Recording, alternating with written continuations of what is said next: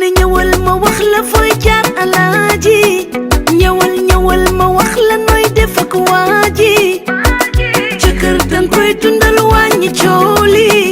wan ko li nga ko naral tasaare ko ci lalam dina la digaat poto kër gu bees wurus ak ngalam yeetal ko ba ci kanam yee ko ci kaw lalam jigéen dangay jonge moo ko pooj bi nuy naa leen ku ci nekk turam ak santam di leen jox seen wàccuwaay waa mbokk yi nag fan yi moom dama xawoon a raar tuuti dama nekkoon ci benn nakkar dama perdre sama beau-frère ma leen di wax tamit ngeen boole ko si ñaan yi may ñaan yàlla aussi suuf sedd ci kawam waaw tey mbokk yi moom tey dellusiwaat nañu fii si sunu waañ ñu indi leen tey ngalax tey dañ leen di defar ngalax bi nga xamante ne à la sénégalaise la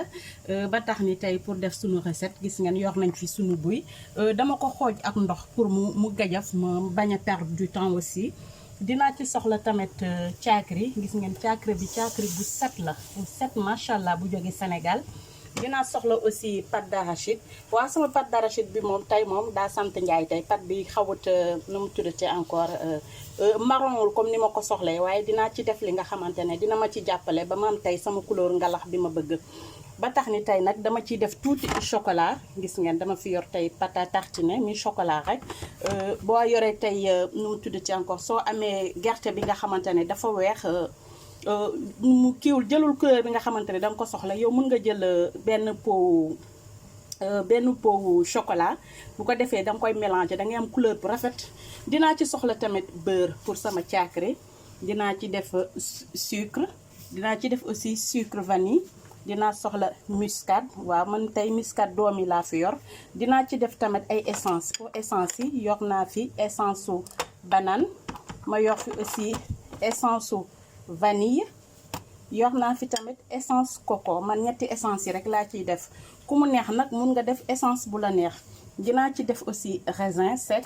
dinaa ci def coco râpé comme yoruma coco bu frais bi boo amee coco bu frais bi ci la gën a dàkkati sax mais man dama koy remplacer ak coco râpé dinaa ci soxla aussi arôme de fleur d'oranger dinaa ci def aussi vanille waaw ba tax ni tey mbokk yi nag sans plus tarder dañuy ñëw daal di commencer defar sunu caakri waaw gis ngeen léegi sunu caakri baa ngi nii damay ñëw daal di def ndox c'est de l'eau froide ku mu neex tamit mun nga def de l'eau chaude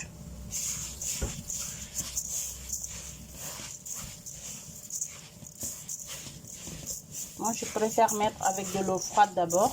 bu ko defee su ma ko defee ci couscoussier bi rek day jël temps am di suus bu baax mun nga ci def tamit ndox bu tàng ça dépend mën nga ci def ndox bu tàng fekk tamit caakri bi day doon caakri boo tombee caakri bi nga xamante ne baaxul boo ci defee ndox bu tàng rek mun na ñëw rek signe mu xaw a nooy moo tax man damay def ak ndox bu sedd bu ko defee nag ma daal di ko suusal ma def ko suusal bi nga xamante ne day daf may suusaloo sama caakri bi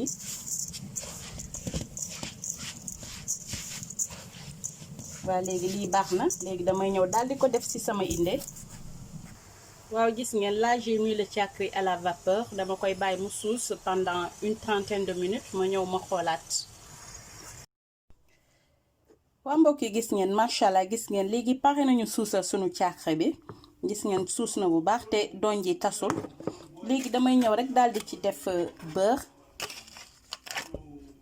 maintenant je vais juste rajouter du beurre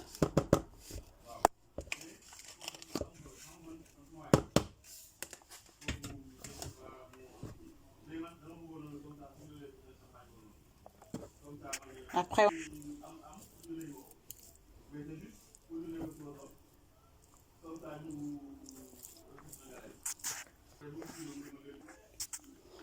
maintenant je vais rajouter du raisin sec,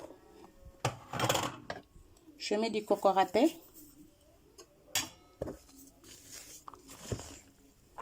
après on mélange.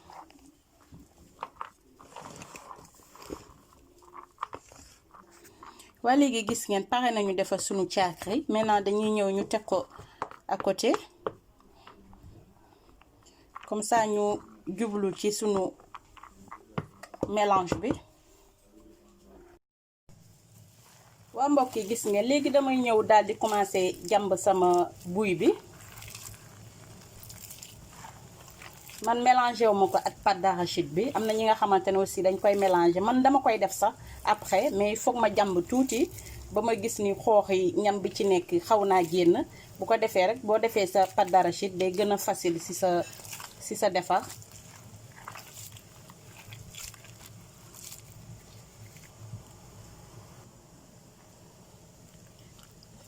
waa mbokk yi gis ngeen léegi dama fi ñëw rek ma daal di yokk mooy sama dege bi gis ngeen nu ma leen waxee rek dege bi moom kiiwul mais dama ko mélangé ak bi nga xamante ne yoroon naa ko fi gis ngeen mooy bu marron bi ngeen di gis léegi damay ñëw daal di ko jàmb su ko defee mu mën a tas bu baax après nga seggu ko.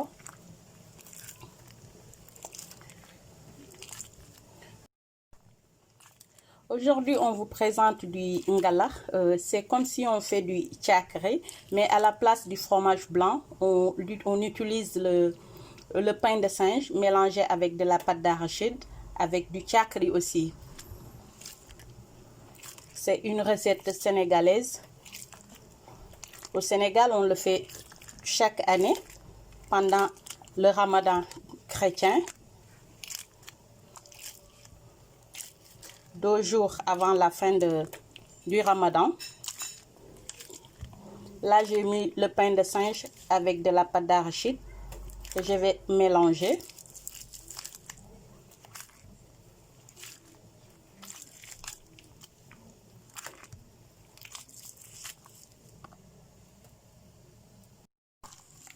Waa mbokk yi gis ngeen léegi dañuy ñëw daal di commencer génne sunu graines yi. Maintenant, on va enlever les graines. J'ai pris une passoire pour faire passer le jus.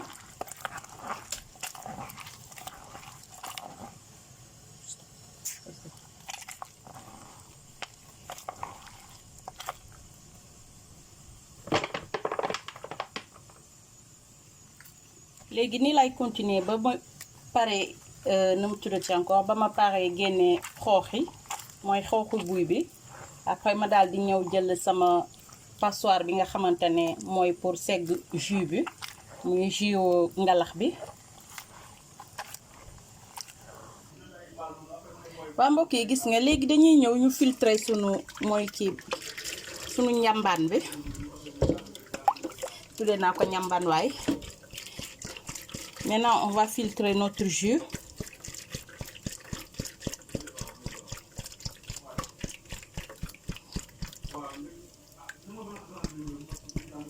léegi nii laa koy def ba ma pare après ma ñëw ma won leen ngeen gis segg bi nu mu setee macha allah. waa mbokk yi gis ngeen léegi pare nañu filtrer sunu mooy kiwu ngalax bi segg nañu sunu buy ba pare. léegi dañuy ñëw ñu daal di def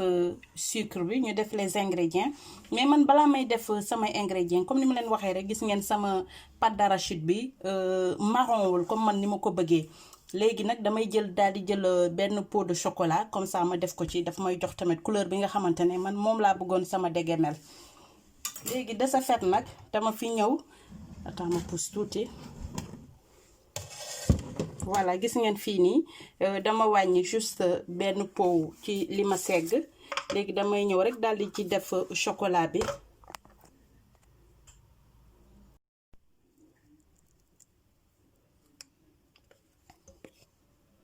léegi gis ngeen damay def sama chocolat mais boo amee nag dege bu baax bi jarul ngay def chocolat mais ku mu neex aussi mën nga def ñeneen dañuy am dege bu baax ñu yokkaat ci chocolat mais man sama dege bu marron noonu duma ci def chocolat damay bàyyi dege bi rek mu wane boppam ci biir ngalax bi.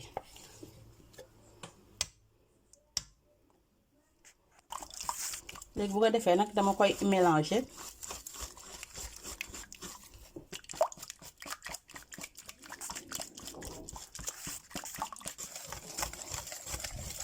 waa mbokk yi gis ngeen macha allah gis ngeen couleur bi.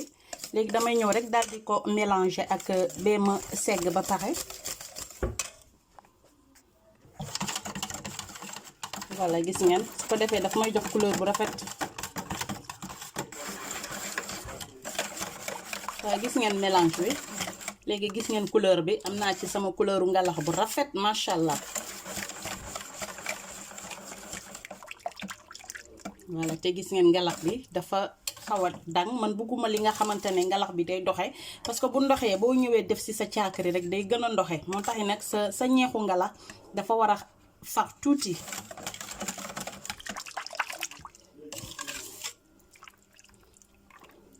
te ñam bi nga xamante ne neex na ci dessert mën nga ko sax lekk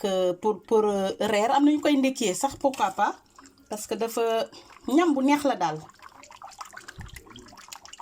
gis ngeen macha allah gis ngeen couleur bu ñu am léegi gis ngeen baax na léegi comme damay ñëw léegi commencer def sama sucre mais damay def attention ci sucre bi comme j'avais déjà mis un pot de chocolat donc je vais faire très attention par rapport au sucre déjà boo yokkee sucre bi rek day gën a yokkaat noirceur ba.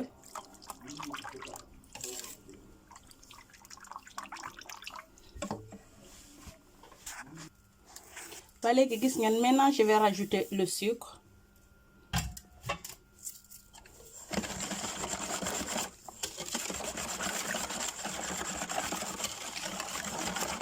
dama koy bàyyi mu fondre ci biir en attendant ma daal di gratter sama muscade.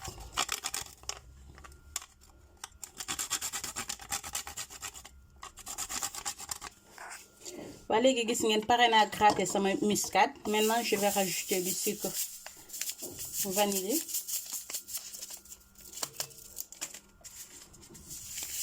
ci yokk sama sucre vanille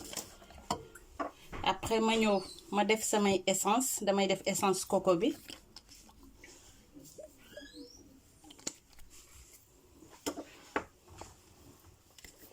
essence coco nag essence yi di moins ku nekk ak sa goût la yow yaa xool goût boo mën a am ci sa li ngay defar rek nga yemale ko ci. ma def essence banane mu jox ma tuuti goût banane aussi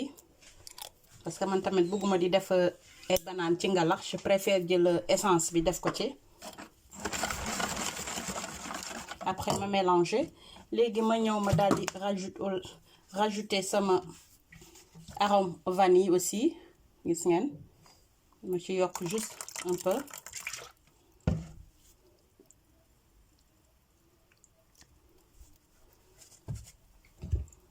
mu yokk ci aussi sama fleur d'oranger. waaw fleur d'oranger moom man dama bëgg xet bi ngalax moom loolu doo nga ma ci doy boo déggee xet bi rek nga naan yow moom kër gi moom mi ngi ngalax xet gu neex la lay jox ci ngalax ngay am goût bu extraordinaire. damay ñëw rajouter waat un peu.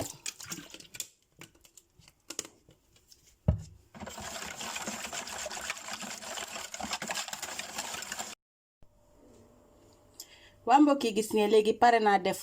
ingrédients yi léegi damay ñëw rek daal di def sama caakri. maintenant je vais faire le mélange du ngalax parce que sans le mélange on peut pas avoir du ngalax donc il faut rajouter du caakri.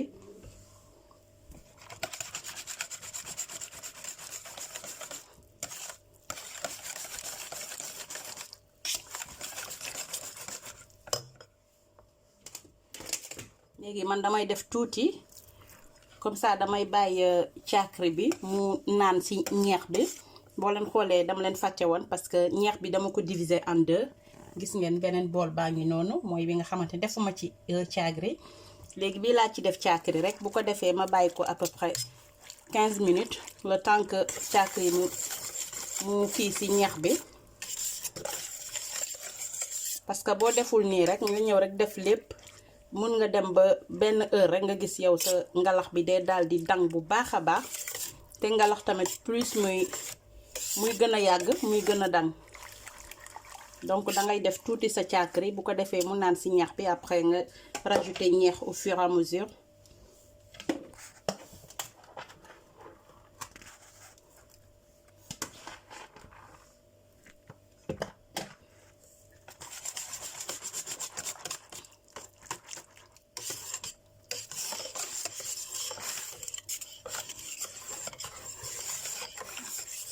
voilà gis ngeen léegi dama koy daal di bàyyi ci kanam man ñam naa sama sucre doy na ma léegi damay ñamaat comme dama ci def caakri bi damay xoolaat sucre bi encore c'est trop bon neex la def nag léegi sucre bi baax na léegi dama koy bàyyi ni ba ci kanam après ma ñëw daal di servir sama ngalax waa mbokk yi gis ngeen macha allah tey lii lañ leen indiloon fii ci waañu Vitef Cuisine mu nekk ngalax ba tax ni tey moom sama ngalax bi tey dama ko fas yéene yàkkal ku sës ci man moom fu mu ne xam na man it xam naa ma di ko wax ni yàkkal naa la ngalax bi nag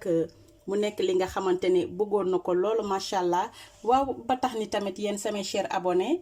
may naa leen ci ngalax bi ma di leen fàttaliku rek bu leen fàtte di abonné di partager surtout dee leen di aimer gis naa yéen a ngi may suivre mais du ngeen aimer il faut ngeen aimer nag bu ko defee nag da ngeen ñuy gën a encourager ñu su ko defee ñun tout le temps dañuy def ay vidéo aussi pour gunge leen ci seeni kër bégal seeni kër aussi waa ba tax ni tey moom comme ni ma leen ko waxee rek jagleel naa leen sama ngalax du jour bi ma di leen jox dig daje fii ak beneen yoon ak beneen recette fii ci Vitef Cuisine merci waaye ba tey nag xaaral nag ma ñam ci ngalax bi nag xool gis ngeen ngalax bi macha allah oh c'est trop bon ngalax bi neex na waaye moom namuma Sénégal daa ma jox sama caméraman bi aussi mu ñam mu wax ñu tamit ban goût la ci dégg ban goût la ci am du moins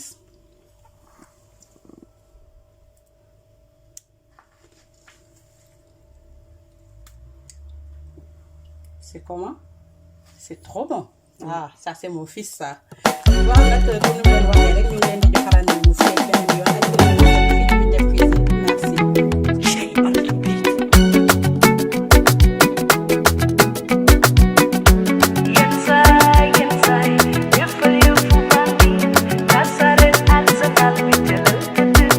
ñëwal ma wax la nooy dundik waaji dama ne ñëwal ma wax la fooy jaar alaaji ñëwal ma wax la nooy def ak waaji ca kër dang koy dundal wàññi cooli wan ko li nga ko naral te saare ko ci lalam dina la digaat oto kër gu bees